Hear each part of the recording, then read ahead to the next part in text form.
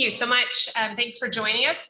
If you don't know, my name is Jill. I'm the Parks Planning and Development Coordinator for the City of Lake Stevens.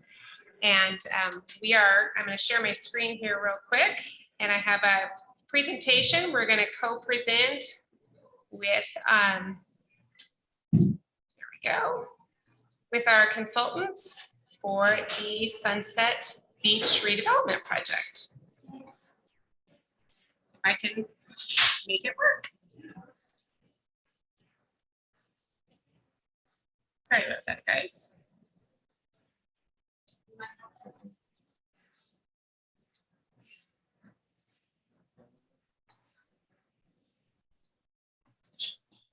Can everyone see that? Yes. Right. So to give a little direction on where Sunset Beach is located. Sunset Beach is a mini park, it's our mini park classification. It is on the eastern shore of Lake Stevens. It's about midpoint across the lake, and it's right across the lake from Davies Beach. We acquired this property from the county through annexation at the end of August of last year. And when we took an inspection of the site, we saw that there were some areas of concern. If you see up in the upper left-hand corner here, there is some erosion that's taking place, and this is north of the dock. So we knew that we would need to have that assessed. And then also the dock itself, it appears to be and having some concerns with the decking as well as the stringers underneath. So we also know that the site has not a lot of amenities on it, and it doesn't have a lot of shade. And it's really a bit below the level of service that the City of Lake Stevens has for their park system. And part of our parks plan is a robust public involvement when we look at redeveloping sites. We want to hear from our public of what they would like to see with this site, what works well and what doesn't work so well. We also, as you can see from the picture, especially in the center down here, we know that there is very limited parking on the site. It's also, as I mentioned before, a very small site, and it has extremely steep slopes. So it is an important water access site. It is used heavily throughout the year. We know that, especially for the folks on the east side, they love it. I know we have a staff member that's especially engaged in this park property. So we knew that that it's time to look at what do we want to add to this property, and how can we bring it to its highest and best use.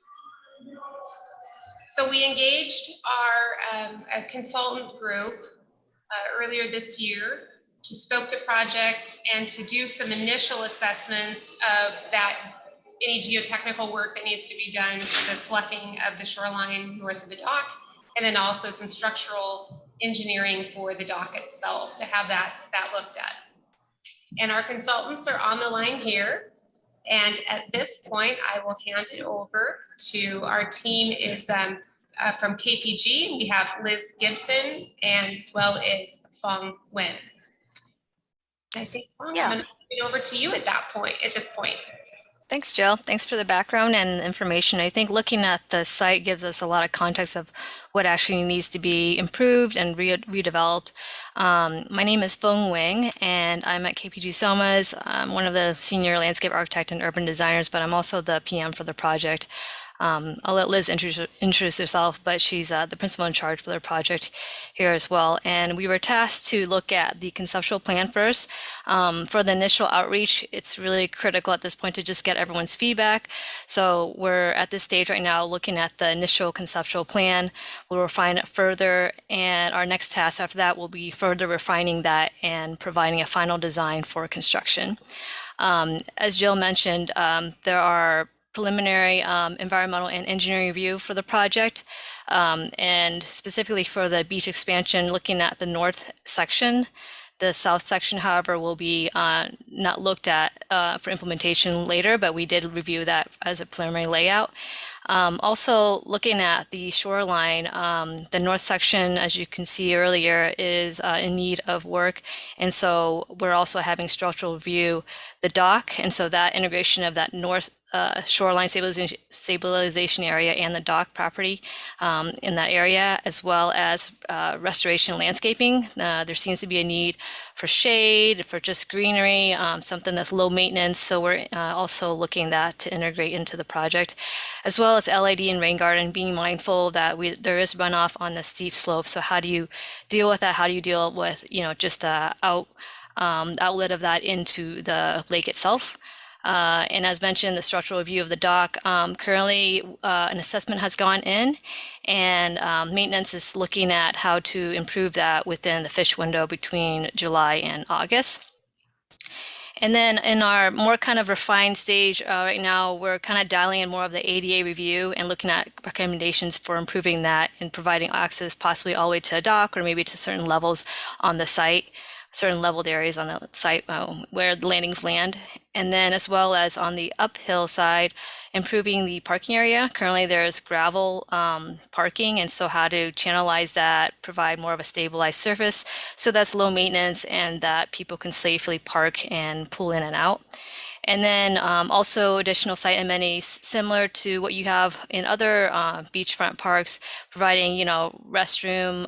In this case, it's portable restroom, garbage and refuse receptacles, picnic and shade shelters, also barbecues, as well as benches or informal seating, and as well as park signage to really announce that there's a park here. We know that it's along a busy roadway, sometimes a roadway where traffic is going at faster speeds, so not really recognizing that this is a very pleasant treasure within the city to appreciate if you can actually notice it right off of that road.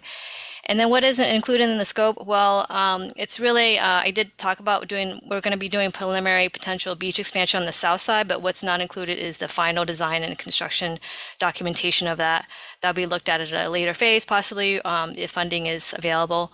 And as well, this is not really an area where we will have playground amenities. There's not enough space for it. The grades are pretty steep, and so a lot of it's going to be more of a passive use type of park with, just casual, passive activities on the uphill side, and then using the waterfront and access to that. Irrigation is also not included. We're looking at providing drought-tolerant plantings that are easy to maintain throughout the year and still provide seasonal interest. Other amenities on site, site utility improvements, we're not including water, power, or stormwater facilities. And then there have been some public input on how do you get to the park itself? How do you make sure it's safe for users? This project does not include any kind of sidewalk or roadway infrastructure improvement leading up to the park, nor does it include any roadway or sidewalks in front of it. That would probably be at a later phase or a different project that's scoped within the city project improvements. And then just going to the next slide here, I'd like to just, as I mentioned all the scope, we started looking at an initial plan. To the right, you'll see some inspirational photos. A lot of people are looking at this and probably wondering what some of these items look like. And so some of that just is to provide you a little bit of visual and cue on how that looks. I'll start on the uphill side, which is on more of the bottom right corner of that plan there. As I mentioned, there's going to be a paid parking area with wheel stops, possibly strategically located boulders so that we won't, so to make it safer for people that are parking. And since we are on a hill, we want to make sure that, some of these items on the site, and as you will see, everything has a dual or multi-purpose to it. So even with the ADA porta potty unit and enclosure, we're providing bike racks that are, mountable from the side and kind of being efficient with that space that's there, as well as, using that ADA handicap stall as a throat or entryway into the park itself. So providing some hardscape entrance from that. So it is accessible. The idea is that the top portion of the site, where the shade structures, picnic tables, and porta potty unit is, that area is going to be ADA accessible. We'll look at that more into detail later on as Liz, I handed off the baton over to Liz. But on the bottom, the south side of the site, we're looking at possibly integrating LID ray garden into the slope and kind of making sure that we have a mindful effort of outputting water down to the lake, and then providing a ramp that's sinuous enough, kind of goes with the natural slope of the site, as well as what kind of intersects between there is the stepping stone path. So for those users that can, just want to get a straight shot down to the dock, that would be another way to get down to the dock, as well as some of the stone paths have a more wider area, so they kind of offer up more of that bench or casual seating area that people could use as well. Again, that whole multi-purpose amenity that we're looking at and speaking to, as well as we know that open space is precious for those that like to sunbathe, so we have areas of that, as well as we looked at this through a modeling software to make sure that the shade is appropriate. If there's shade, there is some shade, but there is some areas that are open. And then the more lighter green area isn't necessarily lawn, but maybe it's a different type of ground cover. So we don't have to heave any heavy equipment down to maintain some of those open areas.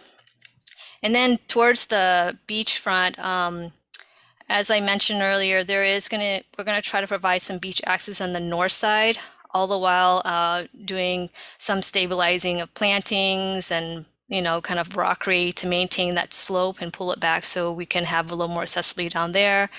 On the south side, that could be a possibility, but again, phase two, right now, currently, where you see the cursor is now there's some rockery there for that bulkhead area, so that's right now to be remain where it is. And then again, the dock improvements that's going to come in the next few months here. I'll pass it on to Liz to talk a little bit more about the accessibility through the site. Overall, the idea is to provide a safe space for everyone, so some screening and being mindful and considerate of our neighbors, so some screening elements on the north side as well. But I think that's the last bit of it. And then providing signage that's adequate so that people can see the park from the roadway, and just look at some of the park rules and regulation, kind of adapting that and kind of integrating that with the signage system as well. Okay. All right. Thank you, Fong. My name is Liz Gibson. I'm helping with the design and the project for this park. So if you want to go to the next slide, please.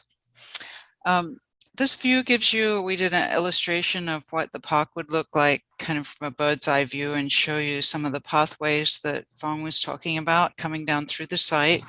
You'll see the top part of it with some suggestions of some kind of picnic shelters, and then you see the pathway coming down in the trees and providing some landing areas where people might stop and take a break or have a, sit on a bench or something like that. So this is really conceptual, just to show you ideas of what has been asked for through the city and the residents of Lake Stevens. We talked a little bit about accessibility earlier, and we have reviewed the options of providing ADA access to the Sunset Beach Park dock, which was asked for. But as we've talked about, there's a very steep slope coming down from the parking lot to the dock, and we determined that to provide full accessibility would cause a lot of significant impacts to that slope, with extensive excavation and wall construction, among other costly elements of the work that we can't really do under this project. So, and there also would not be a whole lot of landscaping remaining after we regraded it in to get the installation of that ramp. So basically our recommendation is that city does not provide, or we would not provide an ADA compliant ramp for this location, but we do this while we acknowledge that the city has also, there are other water accessible sites elsewhere in the city through parks. If you could go to the next slide. So we made this decision mostly based on the following. I mentioned the grade changes between the parking area and the dock. It's roughly 16 feet, and that would require 200 feet of ramp, so it kind of takes up a whole lot of the site. And then also, as I said, based on resident feedback and the city wanting more signage and awareness and visibility of the parking lot in relationship to the roadway, so that seemed more important. I think Fong mentioned we will provide safe amenities for the users of the park, including emergency professionals, and we'll also provide ADA compliant facilities at the hilltop adjacent to the parking lot. So based on the existing conditions, we came up with some options that we just want to put out there for people to think about. Again, conceptual. The first option is very similar to what we were looking at in that sketch, and would provide basically a ramp from top to bottom with 10 to 12% slopes. And that may not mean a whole lot to people, but that's not an accessible slope for somebody to come down, but it is a slope that people can come down and then stop at a ramp, at a landing, like at the top and the middle and the bottom of it as they're going down to the dock. So that is one option, and that's kind of what the picture shows in the concept plan. Another option is to actually provide ADA access to a point sort of midway down that slope, and then to provide like a nice overlook or a larger paved area for people to get closer to the water and provides a little more interaction and viewing of the water. And then after that location, it would go back to being a little bit steeper down to the dock. That could be steps, or it could be a ramp. The third option, which has been brought up, is also to provide areas to sit and relax throughout the hillside. So we would grade in some nice places for people to sit and have picnics, and maybe put a picnic table, but there would be no path coming down through. So kind of imagine that plan without the pathway winding its way down it. So the areas would be accessible mostly by steps or through lawn areas. So basically, we just kind of hoping to get a little bit of public feedback on your preferences, and then the city will put together a survey or something after this to find out some more about what people's preferences are. And I think we're just going to open it up for questions after this. Thank you, Liz. Yep. We do want to hear